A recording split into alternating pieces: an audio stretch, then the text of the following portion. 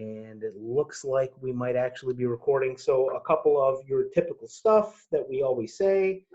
Somebody just joined. I don't know who that was. Who just came in? So you can record this if you want to. I'm recording it, and I'll post this. Not everybody's here today, but I will post this on the YouTube channel like normal. I don't have a PowerPoint for you. I want to just talk about classroom management stuff, and then talk about the book, and then call it a day. So we'll see how it goes. First of all, classroom management stuff. Number one, you know this. People have been posting and choosing questions. There are questions for you to select in the Google Classroom thread. You know the deal. Remember, I should say remember, I reposted your instructions. It's been a while, so I reposted the instructions for discussion boards and Blackboard. So in case anybody forgot, same deal as before, same expectations. Thursday for your initial post, Sunday for all the replies. So there's no change there. And I think I gave the same amount of questions that we have as a class. So there's no extras this time. I do have more I could select, and I'll talk about that when we get to the book. I'm deliberately not touching on a couple of questions or question styles that we can. I'm not sure why Allie's jamming the microphone or the picture or the whatever it is, the camera in the baby's face. I feel like that. She's jamming her face at the phone, not the. I feel like that could hurt the baby, though. I don't know if you're aware of what hurts babies. Also known She's jumping at it. Good. Well, that's lunging. Oh, she's eager to be an English student too. Look at that kid. That's great. Very nice. Mm-hmm. Right. She loves books. Anyway, also this means Allie can't ask any questions because she's being disruptive. So no questions for Allie today. I think we'll all appreciate that. Murata would appreciate it, but she's not here. I don't know where Murata is. Anyway, all right, let's continue. So another classroom management thing I'm going to send you an email for. This is brand new. I told you quizzes are coming. Now, I'm less worried about the juniors. So let me just say that. And of course, I'm recording, so there's evidence. It's proof I said it. I think the juniors are still doing stuff. The seniors are not really. And the seniors are easy for me to tell because I can actually watch the view counts on YouTube for their presentations, and nobody's watching them. So clearly, they're not doing that part of it. But I want to make sure we stay fresh, too. So tomorrow, I'm going to do quizzes. Now, nobody volunteered. I take it back. Some people volunteered to shoot hoops to have quizzes taken away from you, and then everyone ran away. They ghosted me. So as a result, quizzes are in effect. Now, I did see Owen, and Owen could have done, and he's here. He's right over there. He's on my right. Owen could have, he's like a 7-foot hoop. Even me in my advanced elderly condition and terribly out of shape could dunk on that hoop. And Owen could have, he still could. Owen could save you all. I even might let him dunk for the opportunity to take quizzes away, but we'll hold that for the future. We'll make sure we get camera or video of it as well because it'll be worth the price of admission. But tomorrow, there's a couple different ways I can give quizzes. One involves Google Classroom, one involves something else. So one way or the other, we're going to get quizzes. The quiz questions will have nothing to do with what's posted in Blackboard. I'll repeat, they have nothing to do with it. So I'm not going to copy a Blackboard question and then quiz you on it, because that's like one student would have a quiz. So anyway, so I'm not doing that. Be prepared. That's coming at some point during the day tomorrow. Also, it's not going to be live. Like, I'm not going to say, hey, at noon to 1, you have to take the quiz. That's not how it's going to go. So you'll have time. You don't have to be online at a certain time to do it. So that's coming. And a couple other things, just classroom management stuff. So you have the next book. So this book we've only got about a week left for. You have the next book. That is Into the Wild. You don't have the final book. I have that in my classroom. As you know, I figured we might be back by now. And I think tomorrow, maybe Thursday, we're going to find out that we're probably not coming back. That's what Cuomo, our fabulous governor, who's actually doing some decent things, is making some announcement this week. So by the time we see each other again, we'll have an answer, whether we're back or not. I do hope we're back. I've said that from the beginning. I continue to hope that. If we don't come back, I will find a way in the next week or so to get a book to you. If you haven't seen Into the Wild, it's skinny. It's not a big book at all. So some of you will like it because it's kind of nonfiction-ish, kind of like a crime book, kind of not. Some of you will blow through but don't throw your head back, Harvey. It's fine. It's a good book.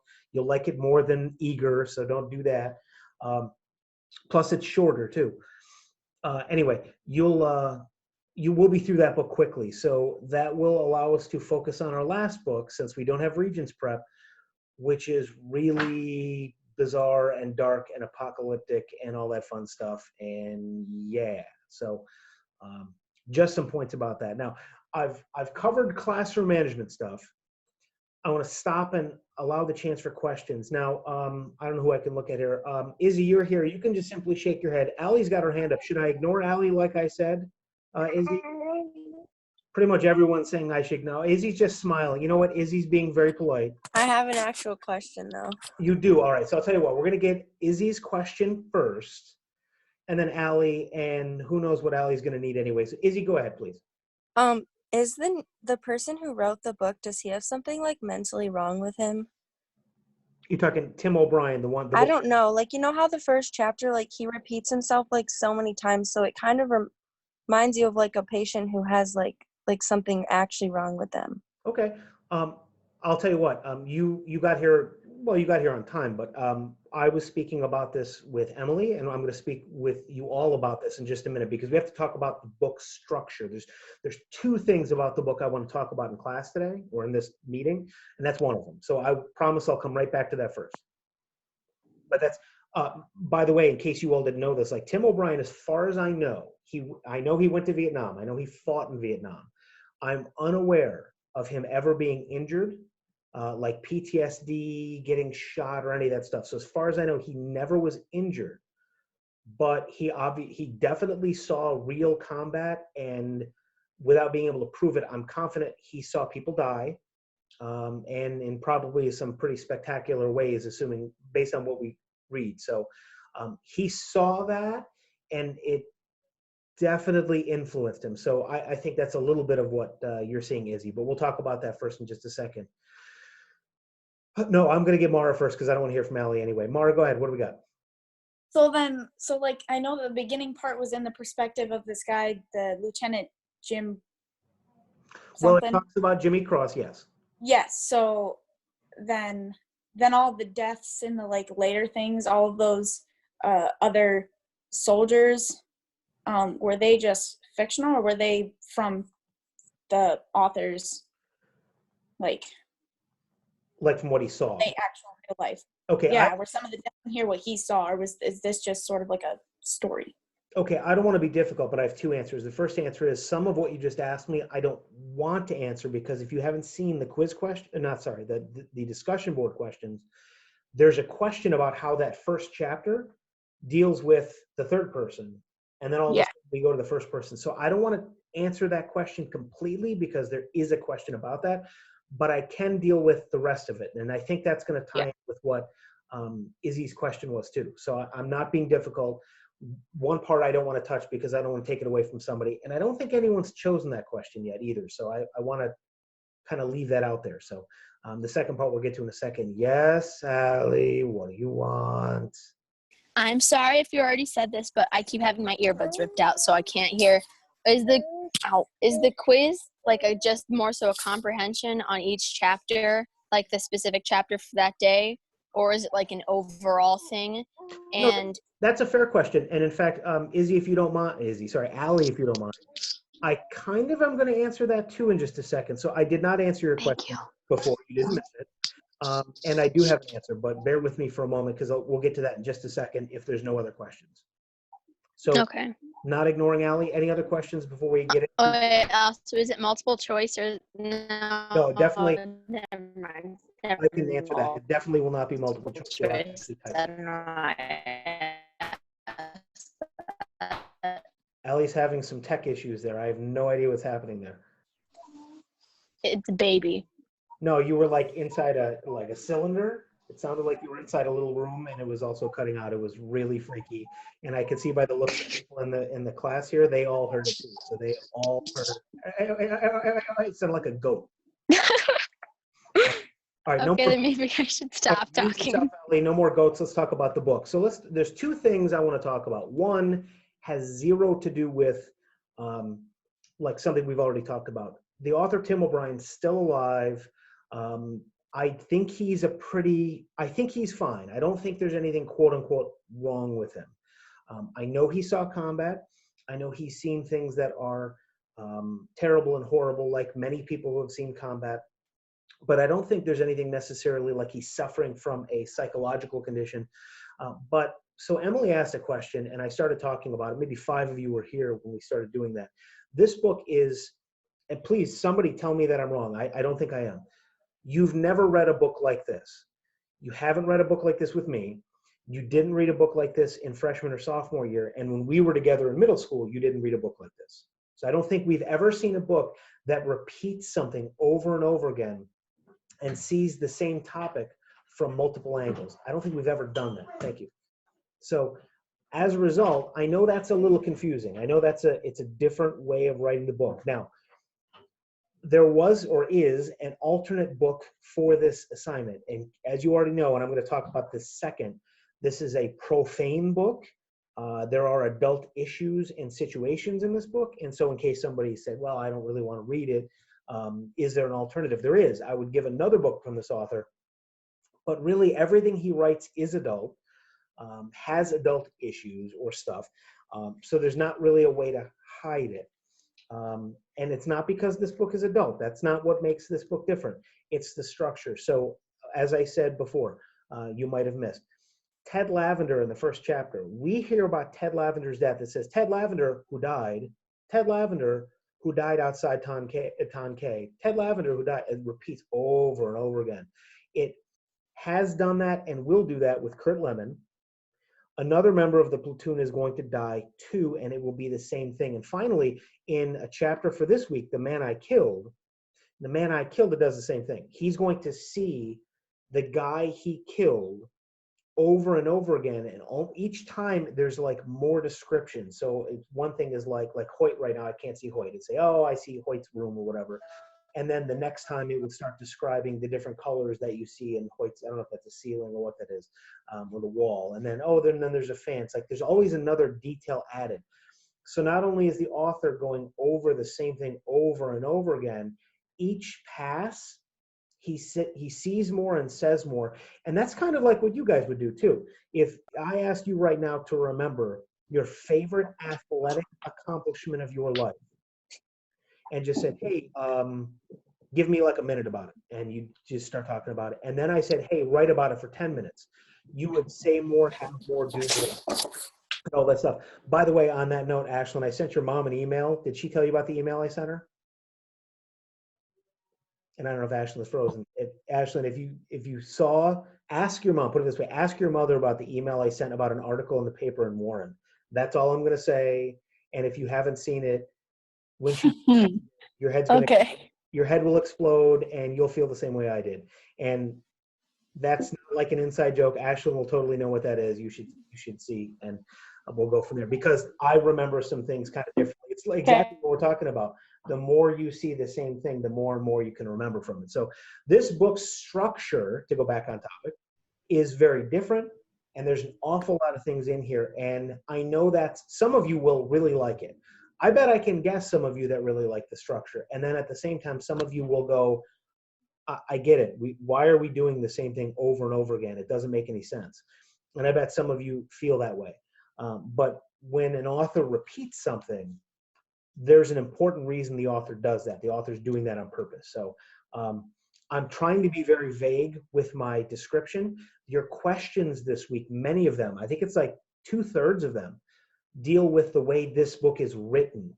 The last time I pestered you about that was with Eager, but that's only because we did Logos, Ethos, Pathos. That wasn't because that book is structured weird. The only thing, if I remember, about Eager that was a little bit peculiar was that chapter about Britain. the chapter about England at the end. Like we're talking about beavers in America, and then at the end we've got this thing about beavers in Britain. Some of you were wondering about that. This book, the whole thing is structured differently. So that's kind of where I am. So I thought I saw, I know Allie's got her hand up again. That's a total shock. But then there's one more point about the book I want to bring up too. And we'll do that in a second. So Allie, go ahead. So is it kind of like a PTSD thing with him? Like part of it, like death, he just doesn't handle it well? Like a little bit as a writer's like showing through? Because the more he thinks about it, like when somebody dies, he dwells on it more and more, like rehearsing it. Well, maybe. I don't know that this is, I don't think this touches on the questions here, but all seriousness, if one of you, we have hunters in this class. Some of you hunt. Some of you have, I don't know, half of you have fired a firearm before, like you've shot a gun. If you accidentally, even if you accidentally like killed a dog. So the other day I'm driving around stuff for the district. I nearly ran over a ton of dogs. For some reason, some people in Panama let their dogs just like run willy-nilly all over the place. And they were laying in the middle of the road, except where the road was. You come over this little hill. I wasn't driving, by the way. I wasn't driving. Come over this hill, and you're going like, it's 40 miles an hour. It's like the speed limit. And there's dogs right there. So nothing got hit, nothing got injured. But if one of you were hunting and accidentally killed a dog, especially since I know a lot of you, you'd be upset. Now imagine killing a human being. Now imagine, because remember, this is war, this is combat. Killing a human being on purpose, that's what war is. So I don't think he's got PTSD. Back in the day, like in the early 1900s, World War I, they called it shell shock. It wasn't called PTSD, that wasn't a term. Now we call it PTSD, but we also know people that have suffered car accidents, domestic violence, sexual assault, just physical assault, getting beaten up. You get PTSD from those things.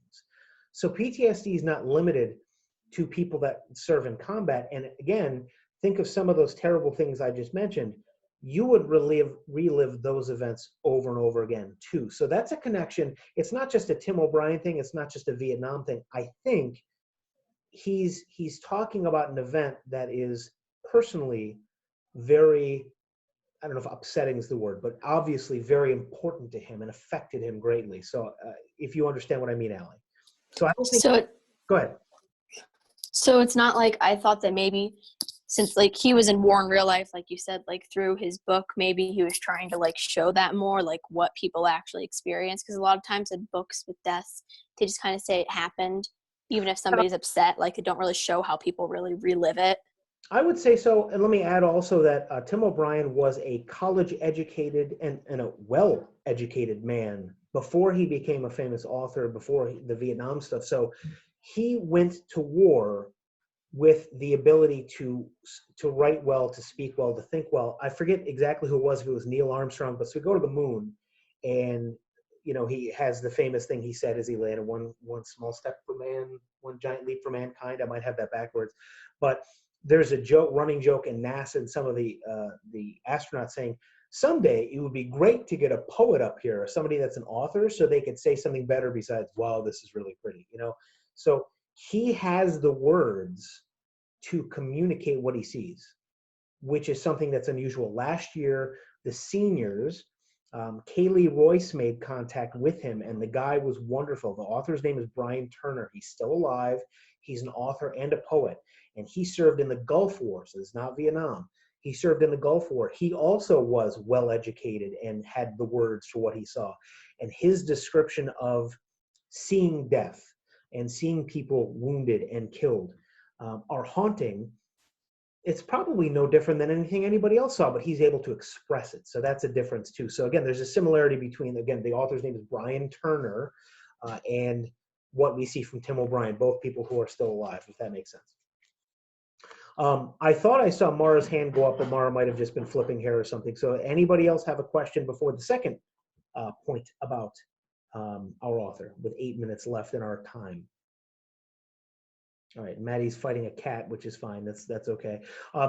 You'll notice now we were reading The Sweetheart of Song Trebong this week, which is my favorite chapter by far. But those of you paying attention maybe notice that I haven't had any sort of questions or comments or anything about some of the adult nature of the book, specifically the sexual stuff. Specifically, and some of you girls, I guarantee if we were in class, I would have seen your faces. I guarantee some of you were weirded out about Lieutenant Jimmy Cross wanting to like put his hand on the girl's knee like forever. Like he wishes he could have done this or done that, but he doesn't wish for anything that's really graphic. He wishes he could have like brought her to her room, tied her to the bed, and put his hand on her knee like all night long. There's a lot of reference over and over again to virginity. There's reference to stuff like that in that first chapter, and the Sweetheart of Song Trebong is another example of that. So once this chapter is over, Sweetheart of Song Trebong, there isn't another section of the book that will talk about that stuff, right? But I've kind of left it alone, mainly because I wanted to get through this week's reading. But there's a lot of stuff that's worth talking about, and I feel like we need, so that again, now we're up to like 6 minutes left. We need a little bit more time than that. And I want to kind of give you a heads up for next week's Zoom session. I do want to do it in class. Of course, we're recording, so it's not like I'm trying to like disguise this. I'll post this on YouTube too. But I think we need to have a conversation about that. I'm not asking for questions. I see Mara's got her hand up, and I'll answer her question in a minute. But I don't want you to ignore some of these adult things.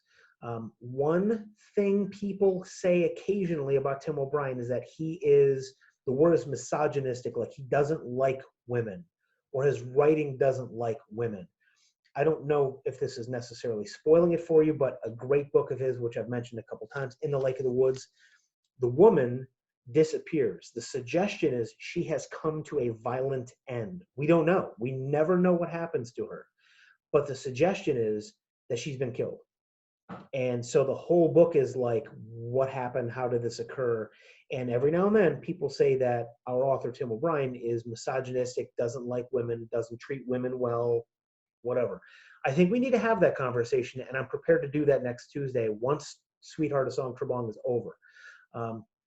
So please be looking for that. I don't think it's uncomfortable, but at the same time, these are topics to discuss. For instance, and I'm not talking about it now other than to mention it, there's this, for Lieutenant Cross, this repeated, talk about repeating stuff, this repeated question of wondering whether or not Martha's a virgin.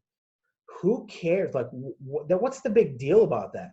Well, there is a, I don't know if it's a big deal, but there is a reason for that. And you're all certainly old enough to get it. Like, you can kind of grasp like what might be happening there. And I want to talk about that. I do want to have that discussion Tuesday. So that's next week. Now, I'm not done. And Mara has a question, and I want to make sure we get to that. So, Mara, you've been waiting patiently. This is also a chance for questions because my two things I wanted to talk about with the book are now done. So, Mara, you're up. What do you got? So there's like two things. I thought it was just really weird how when he got that lucky pebble, Yes. he put it in his mouth. Right.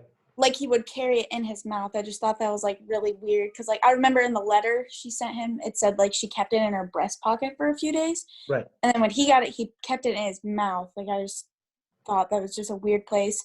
And then the second thing was when they talked about like humping, like when you read and you come across the word hump, you don't necessarily think of how that they had the definition. So I think that was just like, was that a regular war term? It really was. And in fact, I'm glad you mentioned that because we totally would have talked about that in class. So all of you are going to, because the seniors, you all know the seniors read this book when they were sophomores. Now I want you in your head, don't say any names, but in your head, think about just a random senior you know at Panama. Now think about them as sophomores when reading the book and it's talking about humping stuff. How do you think that went? What do you think that might have been like? Your smiles give you a rough idea of where you think this would have gone. And yet I'm confident that that is a legitimate, that is a term. I can't tell you that it came up in World War II, but in Vietnam, it was a term used. You'll see Vietnam War movies. There's tons of them. And that verb, in fact, it even has like a grammatical discussion. It's like to hump in the intransitive. Like it's got these discussion about that, which is weird. It does not mean, this is an example that does not mean anything sexual. And I don't think it's a double entendre where there's like two meanings. I don't think so at all. It's just what they said. I think that maybe after Vietnam, maybe like in the 1970s, 80s, and 90s, it became Like, I mean, there's even songs that use that back in the 1980s and stuff like that. That definitely meant the other thing. I don't think that's what it means. So, Mara, I'm super glad you brought that up. I don't think that's an example of Yeah. adult stuff. And again, I'm sure you understand because, Mara, obviously you work on, with, near, whatever, a farm. The sheer amount of stuff you have to carry is mind blowing. And our first chapter talked about that. I mean, with great detail down to the ounce of how much the weapons weighed and the ammunition weighed and the radio and their food and all that stuff. I just think it's talking about how much stuff there is. That's all. And did I get both things? Because you said two things. Yeah, no, I was just mentioning how it was like really weird that he decided to carry it in his mouth. So, Like, yeah, and okay. so first of all, and you girl, so we have a ton of volleyball players here. We got a ton of girls here that play sports. So if you're wearing your volleyball uniform, and I'm not going to get into like the arguments I had once or twice with Maple Grove where my daughter played volleyball, because that happened once. There was we actually got into that once about the volleyball uniforms at Maple Grove. As far as I know, and we are not talking about it right now in class, I believe it's never happened at Panama, so nobody's ever talked about it. But so imagine your volleyball uniform, a bunch of volleyball players. I don't think, correct me if I'm wrong, but there's no pockets, right? I mean, there's Yeah. no place to store stuff. So if you remember, her being a volleyball player is a big deal. Her yearbook picture is her playing volleyball, and there's a description about that picture. If she really liked him, I mean, she told him, and Pebble, it's small. It's not going to be, very big, Yeah. small, tiny thing. She kept that tucked inside her undergarments. Like, it really can't get any closer to her than that. And then he keeps it, like he's got no choice too. So he's got like, military stuff. He's got a yeah, backpack and he's got all this gear. The closest thing, the most intimate place he could keep it is in his mouth too. I don't necessarily think there's the fact that it's his mouth, other than it being just as close to his body as he possibly could keep it. I think that's the connection. And then, of course, he wonders if he can taste the seed. Well, whatever. That's just like that's his imagination and whatever. But I think this is also, I think she's a bit of a tease to him. We learn later on that I think she becomes a nun, doesn't she? Like become like some sort of a missionary and yeah. like not married and all that stuff. That's like, So she's not, I don't think she knows, I don't think she's meaning to tease him. But when she keeps that as close to her as she can, I think he thinks that there's something there. I think he's thinking that this means something. Like, again, and we do have boys in the class here, like, middle school adolescent boys, the first thing they think is boobs, and that's what he thinks of. And he's like, yay, she kept it next to her boobs. This is great. And I'm sure there's a part of him that thought that.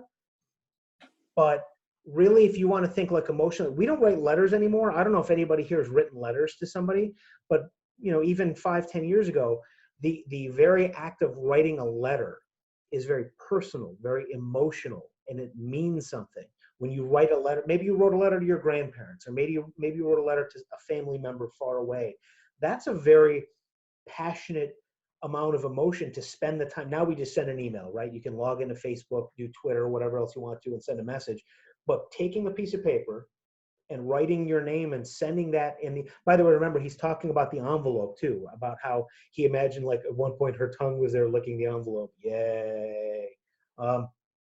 That's a very passionate idea of sending a letter to somebody in war, giving him a pebble and telling him, oh, I kept that pebble like, inside my uniform because of how much, I was thinking about you. Well, no wonder that, I'm not making excuses for the guy, but no wonder like his mind was not on the war when this was happening. No wonder he's thinking about this girl. And she's supposed to be attractive. She's supposed to be beautiful. And she's an athlete, so she's in good shape. So there's a lot about her. I don't want to say perfect, but she is like this ideal of beauty and stuff in real life. Like if I weren't in the war, maybe Martha and I would be married. Maybe we'd be together. If I weren't here, I could be there. So I think that matters too. And I don't know, like nowadays, because we can contact, if one of you, and looking around, I don't think this is the case. If one of you were in love with somebody else in the class, you could talk to them now like any number of ways. In 1970, all she can do is send a letter. That's the best chance she has to talk to him. So this is, again, it's a very passionate sort of way to make that contact. So I can answer questions, but I don't have anything else to add. I want to repeat some things I said about classroom management. Number one, quiz stuff. Is that Hoyt's mom? Is that a Hoyt mom? Did she run away? That's Hoyt's mom. Hello, Autumn. Oh, she ran away. She probably can't hear me.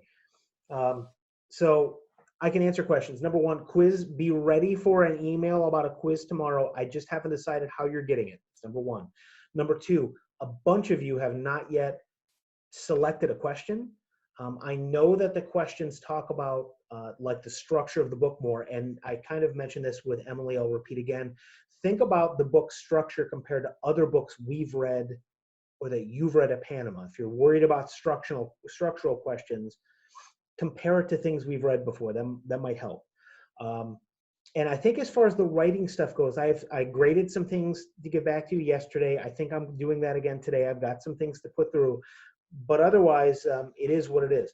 I do hope, of course, that we get together. I hope we are back before the end of the school year, but I don't know. I don't know if that's going to happen. Questions from anybody before you all run away and eat lunch and continue folding laundry? Or I have no idea what Nora's been doing this entire time. I've been watching, trying to figure it out.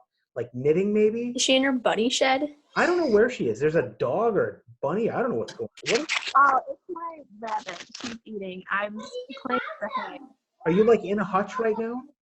I'm in my rabbit shed. You have a rabbit shed. You have a shed for rabbits at your house. Yeah. How many rabbits do you have? Is it like a city over there? I have 8. You have 8 rabbits, and they require their own shed. But I can't keep them in my house. That's too many. I don't know what is the number of rabbits you can keep in a house that is the appropriate number of rabbits. I don't know what that is. I don't know. 1, 2, do they start fighting? Do they like start smoking and watching TV? What do they do? No, well, I don't know. They just require a lot of maintenance and they need a lot of room. And there's no room in my house for 8 rabbits. When they get together, they start like partying and playing cards. I mean, I don't know. All right, well, you have fun in your shed, I guess. And then, did I see Allie has another question? Did I see you kind of nodding, or you don't have a question? All right, well, she's confused. All right, so I also heard Mrs. Schneider horrified me today and sent me a message and said that there is a prediction for Monday or Tuesday of next week up to 9 inches of snow. I don't know if you've seen this. That's like legit, because I looked at it, it's like legitimate, and we're not even going to get the worst. Like east of here, like closer to like Olean and Hornell, supposed to get more, but 8 or 9 inches of snow is coming supposedly like early next week. So I was going to say something like, hey, go out and enjoy the weather, but that's going out the window in just a second too. Really, it's like everything is conspiring against you all to destroy your year is really what is happening right now. The only thing missing is like a nuclear detonation like in Canada or Toronto or something the fallout would come our way. I'm in Pennsylvania, so I'm safe. You guys are in trouble, but otherwise that's how that goes. So this is a chance for questions. Otherwise, I'm confident I'll see you next week. Snow or no snow, nuclear weapons or no nuclear weapons. I'm sure you'll be okay. And Allie went off mute. So Allie, do you have a question? Yes, but it's not really that important, so I waited till the end. Oh, you're going to ask anyway. Okay, go ahead. Yes, I am. That's why, because it's the end. Do we have a Regents next year? Because Okay. I know that I have for an English. I actually have an answer for that. We had an English department meeting yesterday with Mrs. Cook. I have a legitimate, straightforward, and specific answer, so you all may want to listen to this because the answer is no, you don't have to take the Regents, but there's a couple buts in there. You do not have to take the Regents. Assuming you, and I'm sure you all will, if you pass this class, meaning a 65, which I know is not an issue, you will not have to take the Regents for this year. And now let's talk about your other classes. If you are in a math class or a science class or whatever, you're with U.S. history, and you fail that class, no, you don't have to take the Regents right now, but you will have to take that Regents to graduate. So this is for all classes, and I want to be clear about this. Let's pretend next year that this happens again, which I don't think it will, but let's say it does. the way it's working, according to the state, this is also out of Mrs. Cook's mouth, and I'm sure she's right because it makes sense. You won't have to take a Regents for any class this year. If you fail the class, yes, you have to, and you will not be able to graduate until you pass that Regents. So as long as you get a 65 for the year in your classes, no, there's no Regents. And the only other changes, and I'm sure this applies to some of you, if you're looking for the advanced Regents or whatever it's called, I really should know what it's called. If you're looking for the advanced Regents and you have to have that percentage, supposedly you won't have to take the Regents and this year won't count against you, but juniors have 4 Regents to take. You know, most of you would have had English, social studies, probably science, and likely math, right? Maybe Spanish too. I don't know what else you would have taken. That's a lot of Regents. I think that's more than half of the Regents you need for that advanced diploma. So I hope they don't make you retake it to get the advanced diploma, but there has been no guidance on that. So that's, when I answer Allie's question, that's all the news I have. I don't have any information about the advanced Regents. Truthfully, you shouldn't care. You not having an advanced Regents in the time of the coronavirus is not going to affect any of you getting into the college of your choice, especially if your SAT, your grades, or your athletics are so good that people are looking at you. It will make zero difference, and I don't want you to, or you shouldn't, do anything to stress yourself out. You should avoid it. So that's the only thing I do not know, is if your advanced Regents is affected. But you, as long as you pass your class, to answer Allie's question, you will not have to take the Regents. They will not surprise you next year in like November and say, oh, hey, we were kidding about that. In January, you have to take the junior English Regents. They're not doing that. They have that in writing. I listened to the actual Regents meeting last week, where there it was last week. Wasn't the last week we talked about this? So I heard it. So they should not change that. Allie again with a question. Well, that was helpful too. I just meant kind of like, do seniors have to take Regents? Because I know you don't by then need it usually. You don't need any Regents other than what you want. Okay. So the seniors, honestly, the only Regents I can think of that some seniors take is physics. Okay, so English is fine. We don't need one next year. Done junior year. Social studies is done junior year. Math, I think if you get into senior math, it's typically going to be at the college level anyway. So like calculus, or some of the classes that Mrs. McKenzie teaches, like stats, those do not have a Regents either. So I think the only senior one, maybe, I don't know what the Spanish situation is, but maybe if you were a year behind in Spanish and took the advanced Spanish and wanted to do that, maybe Spanish, but physics is usually the only one, for whatever that's worth. So, and there's 4 kids in it this year. I don't know if anybody's going to take it or not. I don't know who's in. Ashlyn, aren't you in physics right now? You nod, yeah. And then, so I don't know who's 4 or 5 people in that class. So I don't know if they were, Ashlyn, were you going to take the Regents this year? You can nod if you were going to take it. Yeah. Okay. Were there people that I was supposed to. were there people that weren't going to take it? They were just in the class? Everyone that was in the class with me anyways was always planning on taking the Regents. Okay. All right. Because sometimes they just bail and don't take it. But okay, fair enough. Yeah. Okay. More I don't know. questions from anybody? Oh, you know what? I didn't ask you, and you can say something or not. I forgot to ask you. I really should do this at the beginning. I hope everybody's okay. I don't know if anybody had anything new and fun and interesting to say other than, somebody living in a bunny shed. But other than that, if there's anything, please feel free to share. I really should have done that at the beginning, and I apologize. So I hope everybody's okay. I haven't heard things that you're not. I hope you're healthy and all those things. I have not yet seen, Morgan was here for like a split second and she's gone. I think Morato's here. I have not seen her. There's Morgan. Hello, Morgan. Haven't seen Carson or Collins Head. I haven't seen Swanee or Morato. Hopefully they're alive and fine and have not like been disfigured in a farm accident or something. So I don't know if they live on a farm, but you know what I mean. Or Mackenzie wasn't hit by that airplane in the back of her picture. So if there's nothing else, you're free to go, and I hope you have a good week. Stay safe. By the time we get together again, supposedly we'll have an answer about coming back or not coming back and all that fun stuff. This class has already been, this doesn't really matter, but if you're in this class, you can be in the class next year. JCC has already created the section numbers for these classes for next year. So 1530 has a number already. So that's existing. JCC is working like normal. So nothing really new on my end to present, but that's it. So I hope everybody's okay and Mara stays out of the poop at the farm. Says hi to Owen for me. Somebody just unmuted. Who is it? Who just It's unmuted? me. Hi, Swanee. How are you? I'm fine. Good. I had a question about the essays. I would love to answer your question about essays. So is this about your specific essay or about all of them? All of them in general. Okay, go ahead. You go ahead and ask. I would answer it anyway, but I was wondering if I wanted to release people. But go ahead. What's your question? Are they getting graded? They are, absolutely. So what we did first, and this is just to repeat for everybody, so thank you for the question. This class, I just did your Invisible Man paragraphs yesterday. And by the way, I'll mention that too. Some really cool answers on that. A lot of you, maybe half of you chose the Brotherhood as your answer. But I got a Todd Clifton, which was cool. A couple Rasta Destroyers. Swanee, I think that was you. I think you were one of them. You say Ross, Swanee? Jack. Okay. Oh, you said Jack. Brother Jack was Yep. another one.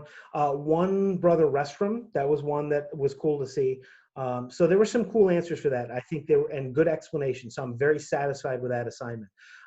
Remember, I went through and I looked at the essays, but then kicked comments back to you, which by the way has now been solved as far as I know. We had lots of iPad issues. Those were not Panama Junior issues. They were iPad issues, and Owen can shake his head or nod his head and agree to this. I think Owen, Mrs. Johnson, who's amazing, fixed his iPad at like 9:30 in the evening. Isn't that about right, Owen? It was 11 o'clock at night. 11 o'clock at night is when she did it?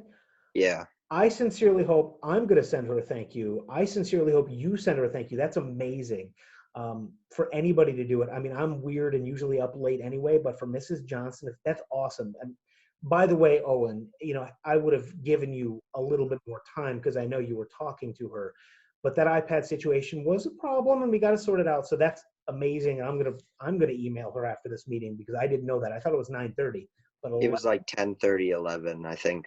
that's amazing.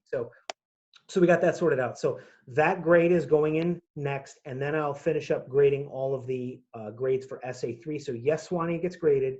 Yes, all of these things I just mentioned are a fourth quarter grade too. They're not a third quarter grade, they're a fourth quarter grade. For JCC, it doesn't matter because it's a year-long class, but for Panama, it's a fourth quarter grade. So these are things that will be hitting your grade book. And a very long answer for your short question, yes, Swanee, it's graded. Okay. I have another question. I'm sorry. Murado, are you here? Are you listening to this, Murado? Are you listening to all these questions from Allie? Murado hasn't. Are you listening, Alexis? Yeah, I'm listening. That's good. I just wanted to make sure you were hearing this. Thank you, Alexis. Yes, Miss Pennington, what can I do for you?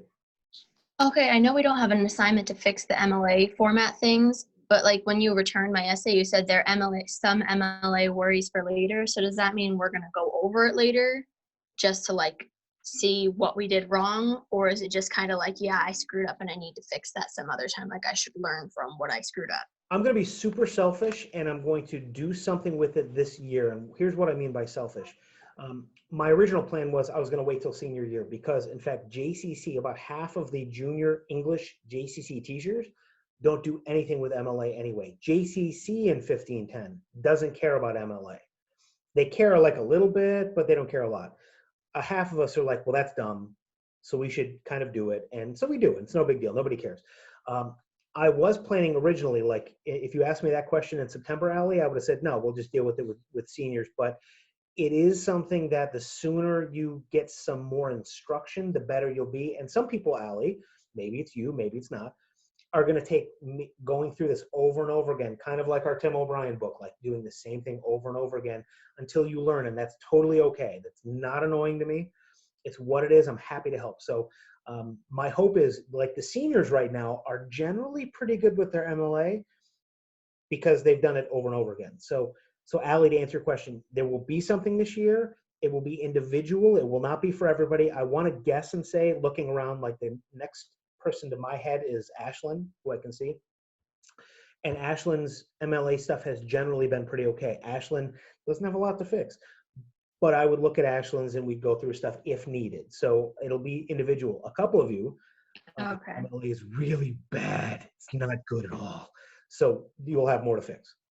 But you know that. That's like everything else. It's no big deal. Okay, I just wanted to know if we were gonna do what we did wrong, because I didn't know what I did wrong on it, and I wanted to like make sure I didn't do it again wrong. Awesome. And you're good. And no more questions from Allie. I've muted her, so she's no more questions for her for the rest of the time. All right. Did she just leave? Oh no, there she is. I was gonna say she like ran away because she was mad. All right, here's the deal. I think we're done. We're over time, which I don't care about. This is about the length of a regular class anyway. It is always nice to see you. You know you can get me in emails. I have a couple times done a private Zoom meeting, like if there's something you have a question about that you need a hand with, I'm happy to do that. So let me know what you guys need. But we have reading for the week and other stuff like that. So I'm done. You're welcome to run away. You can also stick around if you have another question. Just understand that it will be recorded if you have a question now. So otherwise, have a good time. Harvo, have a good time. Nora, enjoy rabbits. Swanee and Murado, enjoy yourself. And Colin, who's like trying to remake the Blair Witch Project or something. I don't know what Colin. Hi, Colin. How are you? But what are you doing there, buddy? My bed broke. Your bed broke. I don't know. I just wanted to say that. Oh, very good. Well, it's even better, so it didn't break. So, Colin, try not to break any more equipment, furniture, or anything else. Mr. Becker, Oh, I Swanee. have one. Yeah, I have one more question. Colin, no goofing around. We got a real question from somebody over here, so not out of you. Yes, Miss Swanson. Is the question due on Thursday? Yes, and I don't know if you were here. I didn't see when you came in, but the question is still due. Like when we did the discussion boards in the past, that's why I repasted those instructions. The question, your first answer is due on Thursday at midnight, and then Okay. the replies are due Sunday. Okay. All right. Thank you. Is that good? Makes sense? Oh, apparently it's good. All right. I don't know. Have a lovely week, everyone, and we'll see you all very soon.